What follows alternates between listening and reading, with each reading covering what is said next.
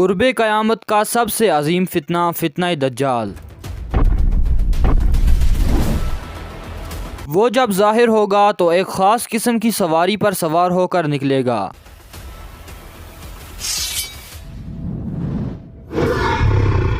اس کی سواری میں کس طرح کی قوت ہوگی اور کیا دجال کی اس سواری کا تعلق آج کے جدید دور سے ہے؟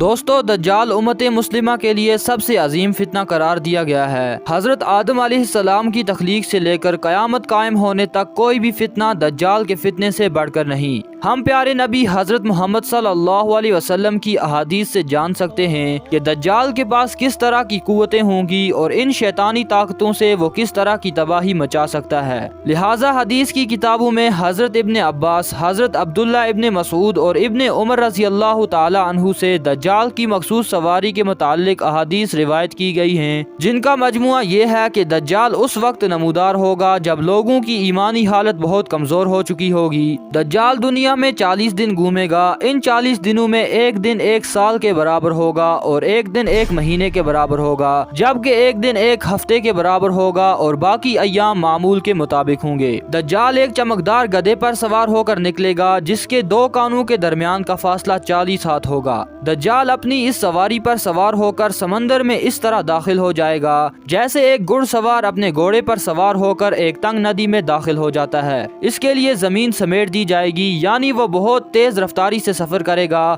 وہ سورج کے غروب ہونے کے مقام پر اس سے پہلے پہنچ جائے گا۔ سمندر کا پانی اس کے ٹخنوں تک پہنچے گا۔ دجال کے پاس 70,000 کی فوج ہوگی جن کے اوپر سبز چادریں ہوں گی، یہاں تک کہ وہ ابو المراق کی ایک چٹان پر ٹھہر جائیں گے۔ وہ ایسی بلند آواز دے کر سب کو بلائے گا کہ اس کو زمین و آسمان کے درمیان ساری مخلوق سنے گی۔ پھر دجال ان لوگوں سے کہے گا کہ تم سب میری عبادت کرو، میں تمہارا رب ہوں۔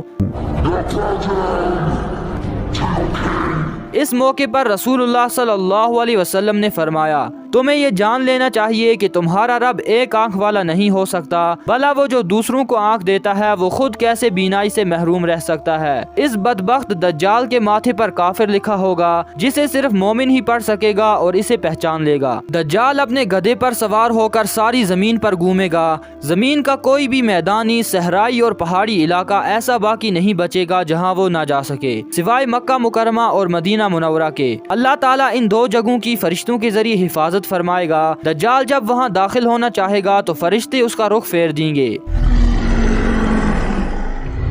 دوستو، کچھ محققین کے رائے کے مطابق دجال کی سواری کے لیے حدیث میں لفظ دابہ یعنی جانور کا لفظ استعمال کیا گیا ہے، اس لیے وہ کسی بھی طرح کی سواری ہو سکتی ہے۔ ممکن ہے کہ دجال کی وہ سواری کوئی UFO یا جدید جہازوں کی کوئی ایڈوانس شکل ہو۔ جیسا کہ ہم جانتے ہیں کہ آج کے اس دور میں ہوا اور آواز کی رفتار سے کئی گنا زیادہ تیز سپر سونک جہاز تیار ہو چکے ہیں، اور UFO کے قصے بھی پچھلے 100 سالوں میں بہت مشہور ہوئے ہیں۔ ممکن ہے کہ دجال کی یہ سواری ایک UFO ہی ہو۔ ان تمام باتوں سے یہ نتیجہ نکلتا ہے کہ جدید دور میں تو یہ UFO اور سپر سونک جہاز انسان کے فائدے کے لیے استعمال ہوگا، لیکن مستقبل میں جب دجال تمام ٹیکنالوجی پر قبضہ کر لے گا تو وہ انہی جدید سواریوں یا اس کی کوئی ایڈوانس شکل پر قبضہ کر کے پوری دنیا کے کونے کونے تک چند منٹوں میں پہنچ جائے گا۔ یہ تمام باتیں اس جانب اشارہ کر رہی ہیں کہ خروج دجال کا وقت اب زیادہ دور نہیں۔ بلا شبہ یہ فتنوں کا دور ہے اور اس وقت انسانیت دجال اور دجالی قوتوں کے فتنہ عظیم کی طرف بڑھ رہی ہے۔ لہٰذا دجال کے بارے میں آگاہی رکھ کر ہی ہم اس فتنہ عظیم سے اپنے ایمان کی حفاظت کر سکتے ہیں۔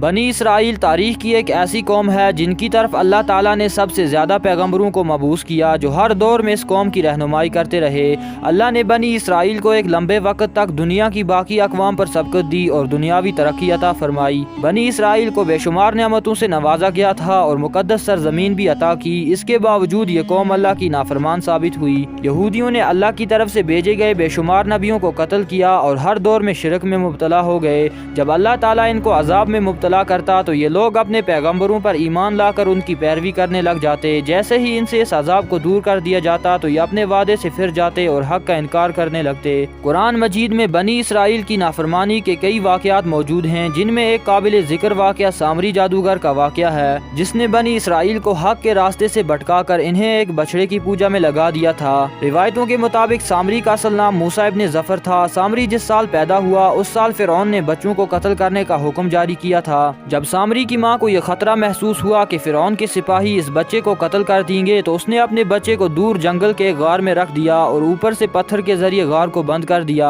ادھر اللہ تعالیٰ نے اپنے فرشتے جبرائیل علیہ السلام کو اس بچے کی حفاظت اور غذا دینے پر مامور کر دیا، لہٰذا جبرائیل علیہ السلام اس غار میں آتے اور اپنی انگلی اس بچے کو چٹا دیتے جس سے دودھ اور شہد جاری ہو جاتا۔ اس طرح حضرت جبرائیل علیہ السلام نے اس کو اپنی انگلی سے دودھ پلا کر پالا اور اسی غار میں وہ پل کر بڑا ہو گیا۔ اس کا نام بھی موسیٰ تھا اور دوسری طرف موسیٰ علیہ السلام کا نام بھی موسیٰ تھا۔ ایک طرف موسیٰ سامری کو حضرت جبرائیل علیہ السلام نے پالا تھا اور دوسری طرف موسیٰ علیہ السلام کی پرورش فرعون کے گھر میں ہوئی تھی، مگر فرعون کے گھر میں پرورش پانے والا موسیٰ علیہ السلام اللہ کے رسول ہوئے اور جبرائیل علیہ السلام کا پالا ہوا موسیٰ سامری کافر بن گیا۔ دراصل جب اللہ رب العزت نے بنی اسرائیل کو فرعون کی غلامی سے نجات دی اور فرعون کو اس کے لشکر سمیت دریائے نیل میں غرق کر دیا تو یہ قوم حضرت موسیٰ علیہ السلام کے ساتھ وادی سینا میں ہجرت کر گئی۔ وہاں اللہ تعالیٰ نے موسیٰ علیہ السلام سے وعدہ فرمایا کہ انہیں مقدس کتاب توریت عطا کی جائے گی جو بنی اسرائیل اور بعد کے آنے والے لوگوں کے لیے ہدایت ہوگی۔ تو حضرت موسیٰ علیہ السلام کو حکم ملا کہ وہ 30 راتوں کے لیے کوہ طور پر قیام کریں، اس کے بعد انہیں توریت دی جائے گی۔ لہٰذا حضرت موسیٰ علیہ السلام نے اپنے بھائی ہارون علیہ السلام کو اپنا خلیفہ مقرر کیا اور بنی اسرائیل کو اپنے بھائی کے حوالے کیا اور ان کو یہ حکم سونپا کہ جب تک وہ کوہ طور سے نہ لوٹائیں تب تک آپ قوم کے مسائل کو دیکھیں گے اور انتظام سنبھالیں گے۔ موسیٰ علیہ السلام کوہ طور پر چلے گئے جہاں آپ 1 ماہ کے روزے اور عبادت میں مشغول ہو گئے۔ ادھر شیطان مردود کو بنی اسرائیل کو بہکانے کا ایک زبردست موقع مل گیا، لہٰذا سامری نے بنی اسرائیل کو بھٹکانے کا ارادہ کیا۔ سامری بھی مصر سے بنی اسرائیل کے ساتھ ہجرت کر کے آیا تھا۔ جب موسیٰ علیہ السلام کو واپس آنے میں تاخیر ہوئی اور 30 دن سے بھی زیادہ ہو گئے تو سامری نے بنی اسرائیل میں یہ افواہ پھیلا دی کہ موسیٰ علیہ السلام کی موت ہو گئی ہے۔ اس نے بنی اسرائیل سے کہا کہ تم لوگ اپنے سونے چاندی کے زیورات میرے پاس رکھ دو تاکہ آگے سفر میں یہ قیمتی سامان کہیں کھو نہ جائیں۔ چونکہ وہ ایک معزز شخص مانا جاتا تھا اس لیے بنی اسرائیل نے تمام سونے چاندی کے سامان اس کے حوالے کر دیے۔ اس نے آگ کی ایک بھٹی بنائی، پورا سونا چاندی اس میں ڈال دیا۔ دیکھتے ہی دیکھتے سونا چاندی پگھلنے لگا اور اس آگ سے ایک بچڑے کی شکل کا ایک مورتی نکلا۔ سامری کے پاس اس جگہ کی مٹی تھی جس جگہ جبرائیل علیہ السلام کے گھوڑے نے قدم رکھا تھا۔ اس نے جیسے ہی وہ مٹی اس بے جان بچڑے میں ڈالی تو وہ گائے کی طرح آواز نکالنے لگا۔ سامری نے بنی اسرائیل سے کہا موسیٰ علیہ السلام تو اپنے خدا کی تلاش میں گئے ہیں جبکہ خدا خود ہمارے پاس تشریف لے آئے۔ سامری نے بچڑے کی طرف اشارہ کر کے کہا یہی خدا ہے۔ سامری کی اس گمراہ کن تقریر سے بنی اسرائیل کو اس بچڑے کے خدا ہونے پر یقین آ گیا تو انہوں نے اس کی پوجا شروع کر دی اور اس کے سامنے سجدہ کرنے لگے۔ 12,000 آدمیوں کے سوا ساری قوم نے اس بچڑے کی پوجا شروع کر دی۔ جب موسیٰ علیہ السلام کوہ طور سے واپس لوٹے تو قوم کی حالت کو دیکھ کر غضبناک ہو گئے اور اپنے بھائی ہارون کی داڑھی کو پکڑ کر کہا میں نے تمہیں اس قوم کی ذمہ داری دی تھی، پھر یہ شرک کیسے ہو گیا؟ لوگ اس بچڑے کی پوجا کیوں کر رہے ہیں؟ حضرت ہارون علیہ السلام نے کہا اے میرے بھائی مجھ پر ملامت نہ کرو، اس قوم نے میری ایک نہ سنی جبکہ میں نے انہیں سمجھانے کی لاکھ کوشش کی